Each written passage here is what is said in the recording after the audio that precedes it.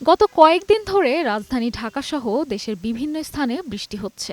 মৌসুমী বায়ুর অক্ষের বর্ধিতাংশ ভারতের রাজস্থান, উত্তরপ্রদেশ, মধ্যপ্রদেশ, বিহার, পশ্চিমবঙ্গ ও বাংলাদেশের মধ্যাঞ্চল হয়ে আসাম পর্যন্ত বিস্তৃত রয়েছে। এর একটি বর্ধিতাংশ উত্তর বঙ্গোপসাগর পর্যন্ত বিস্তৃত।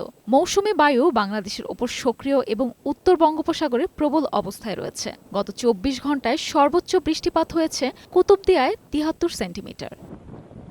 আবহাওয়া অফিস জানিয়েছে, আগামী দুদিন ঢাকা, ময়মনসিংহ, খুলনা, বরিশাল, চট্টগ্রাম ও সিলেট বিভাগের অধিকাংশ জায়গায় এবং রংপুর ও রাজশাহী বিভাগের অনেক জায়গায় অস্থায়ীভাবে দমকা হাওয়াসহ হালকা থেকে মাঝারি ধরনের বৃষ্টি বা বজ্রসহ বৃষ্টি হতে পারে।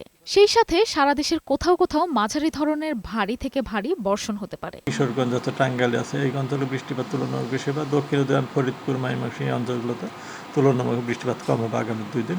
তবে 2-3 দিন পরে কিন্তু বৃষ্টিপাতের প্রবণতা সারা দেশে কিন্তু বাড়বে। সমুদ্র বন্দরে কোনো সংকেত নেই।